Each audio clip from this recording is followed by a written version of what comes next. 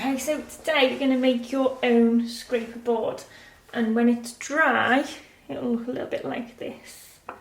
Okay, so you need your ruler, and you need to make sure your ruler is parallel to the top of the page, and you need to measure about 15 centimetres and draw your line across.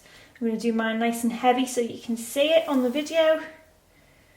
Okay, but make sure your lines are nice and light when you do them. Okay, again, using the ruler, making sure it's parallel to the side of the piece of paper, and I'm going to measure 20 centimetres this time along there.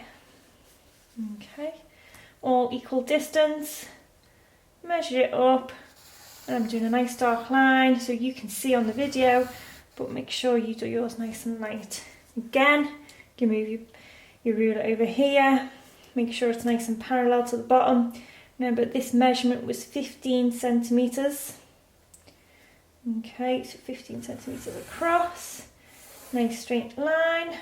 Okay, and then again, on the other side of the paper, you know, finish your box drawing off 20 centimetres, and it should be more or less square. Now, once you've got that, you're going to be thinking about filling this space with lots of Mexican colours. So, I'm going to choose orange, yellow, red, and green. Okay, and it doesn't really matter how you arrange these colours, it's up to you. Usually they look quite good if they're just in strips of colours, so I'm just going to start off here with some green. These are wax crayons, so when you're using these scraper board, the black paint, okay, when you scrape that off with your tool, will show underneath the colours. Okay, so you'll see these colours, green, orange, yellow underneath. Usually, if you do it well, it looks good, and it'll look really vibrant and give a nice kind of Mexican feel to your work. Okay, going to be looking at some Mexican folk art, so those folk art patterns that you might want to include on your sugar skull design for this piece. Okay, usually folk art includes flowers, butterflies, and things like that. So make sure you get a good amount of colour on here, make sure it's nice and thick.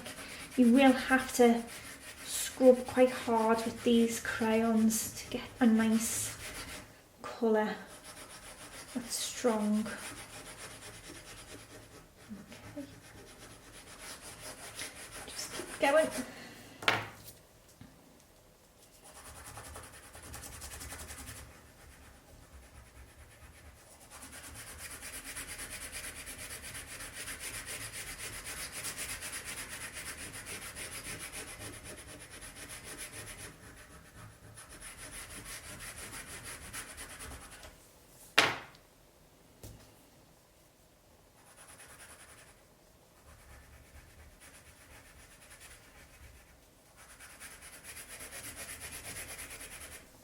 Just keep going.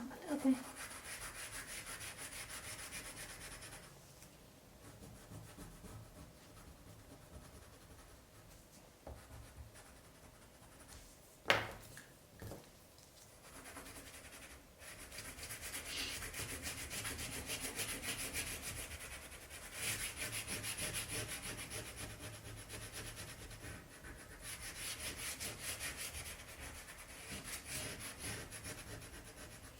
And I'm just going to repeat the colour pattern.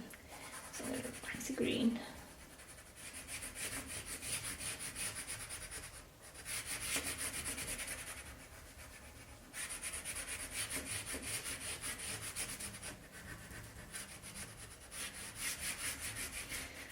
Just leave that space and do the orange, and then I'm all sorted. Okay, just try and make sure it's all covered. Got a nice thick area of the wax crayon on each of your parts. And then what we're going to do next is I've mixed up for you some poster paint, black poster paint, with an equal amount of washing up liquid. Okay, and the reason why we use the washing up liquid with the paint is so that it's a little bit more flexible, and when you come to use the scraper tool, it'll scrape off quite easily rather than having to work really hard to get the same effect.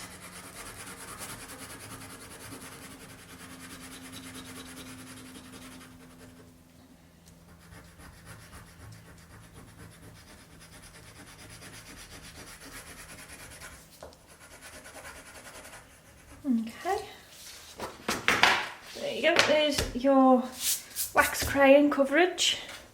This is the special mixture we've made, so you can see it's quite thick and gloopy. Just be careful when you're applying it. You need either a thick brush or a sponge like this to apply it on with, and it's going to take at least 2 coats.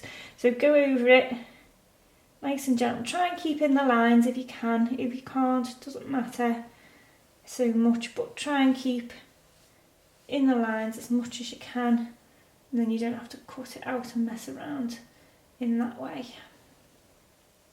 Just go all the way around the edge, all the way around the edge there, and put this on nice and thick. You want to be able to scrape it off.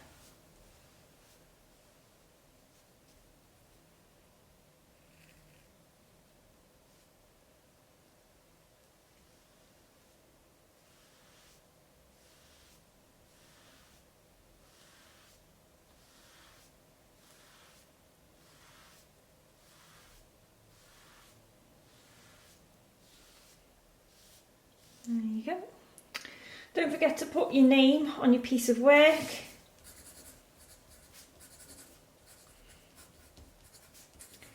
And your group number. And then make sure that goes on the drying rack or at the back of the classroom. Okay? And you'll need 2 layers, so that's your first layer this lesson. Next lesson you'll put another layer on, and then we'll come to doing the scraper board work. Okay?